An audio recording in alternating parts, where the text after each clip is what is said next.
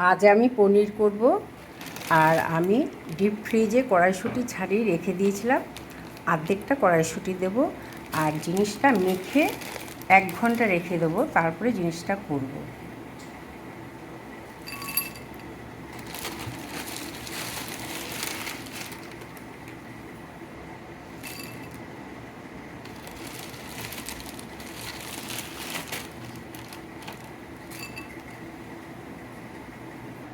একটা বাতাসা দিলাম,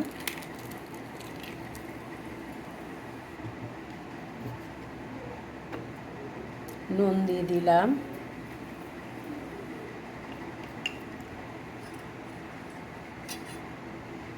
হলুদ দিলাম,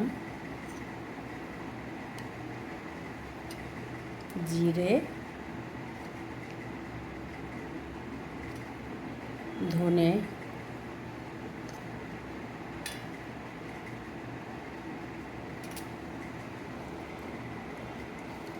এই মশলাটা আমি নিজে হাতে করেছি। এটা অল্প দিলাম, কাঁচা লঙ্কা আছে, টমেটো আছে, আদা আছে, আর এর মধ্যে কাঁচা লঙ্কাও আছে, তাই আমি এতটুকুই দিচ্ছি। নাতনি খাবে। আর গোটা লঙ্কা দেবো, কাঁচা লঙ্কা, আলাদা লঙ্কা দিচ্ছি না, অল্প একটু কাশ্মীরি লঙ্কা দিচ্ছি, ব্যাস।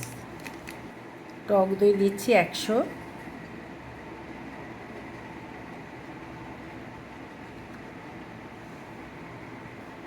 এতটা আমি কাঁচা ছোলা দিচ্ছি, অঙ্কুর বেরিয়ে গেছে। এই অঙ্কুর বেরোনো কাঁচা ছোলা খাওয়া খুব ভালো। কিছুটা চানা মশলা দিচ্ছি,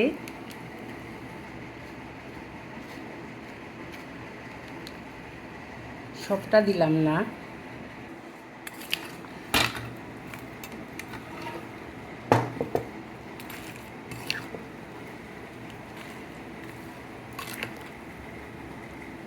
চারটে কাঁচা লঙ্কা দিলাম গোটা। সর্ষের তেল দিয়ে করব, তেল দিয়ে দিচ্ছি।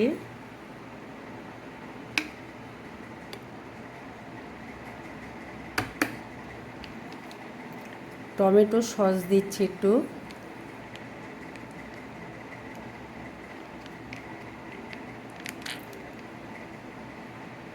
বন্ধুরা, এটা 1 ঘন্টা মেখে রেখেছিলাম।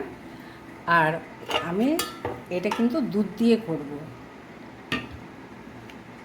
এটার মধ্যে লেগে আছে মশলা, বেশি দুধ দেব না, আঁচ একদম কমিয়েই করব।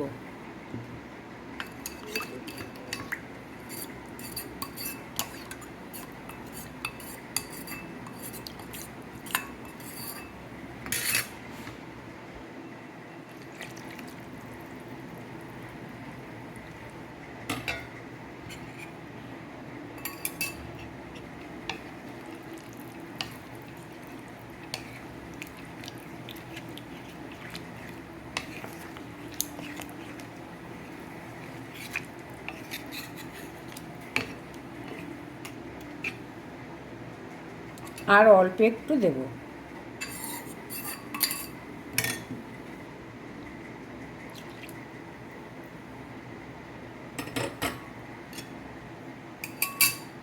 যেই ফুটে উঠবে আঁচটা একদম লো করে দেব।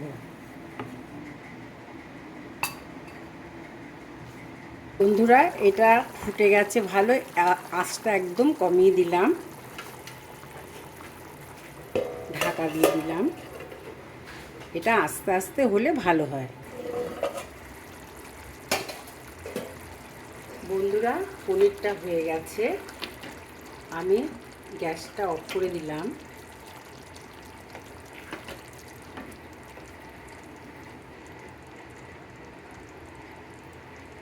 সিদ্ধ হয়ে গেছে।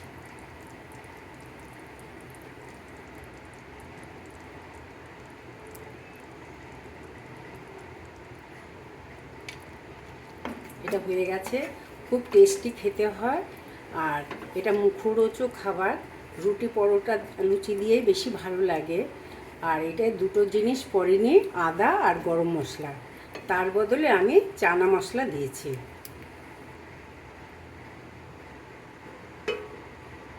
বন্ধুরা, জিনিসটা এরকম হয়েছে, এইভাবে করে খেয়ে দেখবেন, খুব ভাল লাগবে খেতে। রুটি, বিশেষ করে এটা ভাত দিয়েও চলে, রুটি পরোটা লুচি দিয়ে বেশি ভালো লাগবে।